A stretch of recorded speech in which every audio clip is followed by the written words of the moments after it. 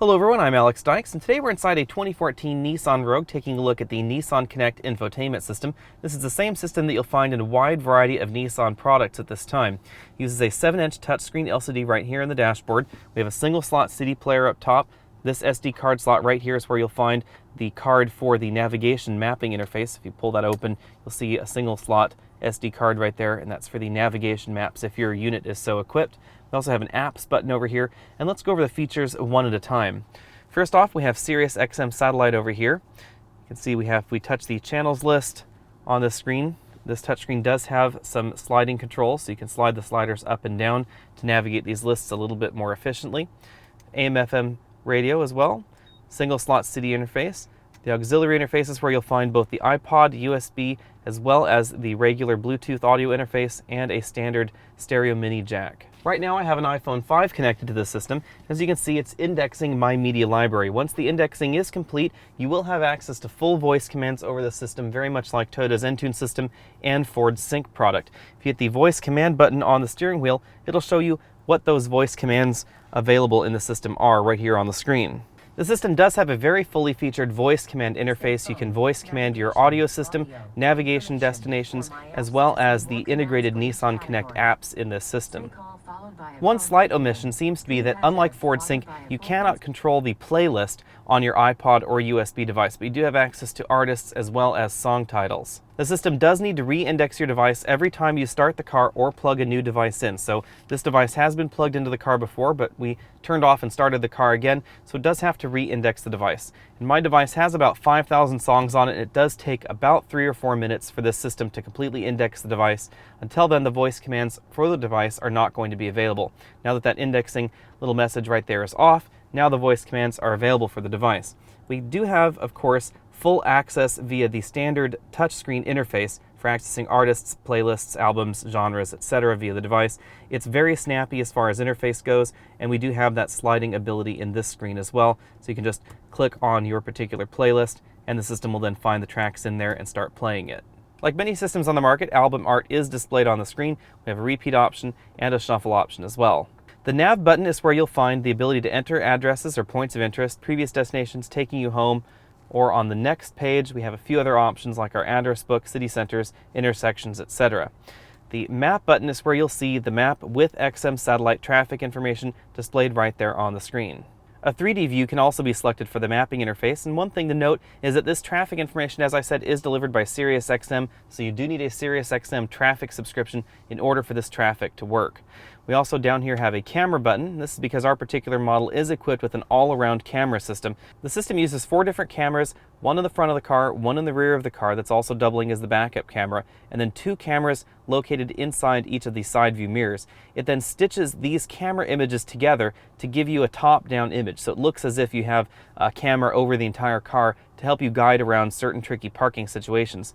We can hit the camera button. We can also change to an alternate side view for the side camera, so you can see the tire right there in that view and little lines letting you know where the front of the car is.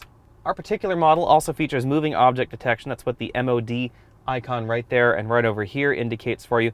If an object was moving inside this screen, it would highlight the portion of the screen where the object was moving and flash that little light and beep at you to let you know that there's something back there moving around. All the features I've talked about so far sound very similar to Nissan's former low-cost navigation system, with good reason. The software is based on that system, which is one of my favorite systems out on the market, not just because of its price tag, which is quite low. It's also standard on a decent number of Nissan models, but also because it's very easy to use. Everything is very intuitive in the software. Everything is very logically placed as well. Nissan has now taken this system to the next level by featuring smartphone app integration. And this is one of my favorite smartphone app integration packages available. What's new in this system is this Nissan Connect app that we now have on our smartphone. It's available for the iPhone as well as the Android device, and it works essentially the same way regardless of which phone you have it on. It integrates certain additional apps with this particular app, so it will link with Facebook, Google Online Search, and iHeartRadio. Unlike certain other app packages that are out there for other vehicles, you don't have to download specialty apps for this. So like the new Honda system that's available in the Civic, you have to download specific apps that integrate with this app in order for that Honda Civic system to work. That's not like this. This particular system operates more like BMW's iDrive, where it just integrates with the Facebook app that's already on your phone. So you just have to enable that, and then it works with Facebook right there. Nissan also doesn't make you register in order to make this app function. I chose to register this app because it does enable a few other features, but the same basic app will work without registration, so you don't have to submit any additional information to Nissan if you don't want to. That also means if you should find yourself in a Nissan rental car that has this particular system in it, you will be able to use it with your smartphone without going out and registering for a new app. Let's go take a look at those apps now. If we go over to the app screen, you will find SiriusXM apps as well as the smartphone apps in the car. So first we have SiriusXM Travel Link. This is where you'll find fuel prices, stocks, weather, movie listings, etc. Those are pretty standard. You'll also find your SiriusXM traffic incident listing.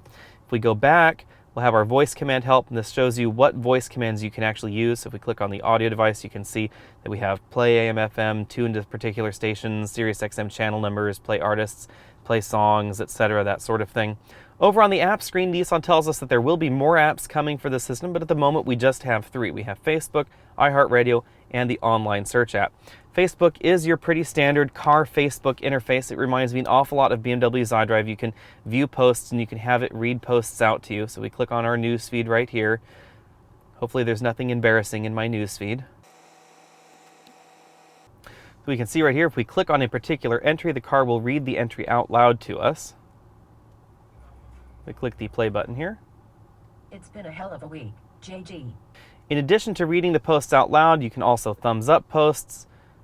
You can reply to posts with a canned reply. You can say, I can't talk right now, I'm driving. You can also key in custom comments. That seems a little bit gimmicky, but it does allow you that feature functionality very much like BMW's iDrive.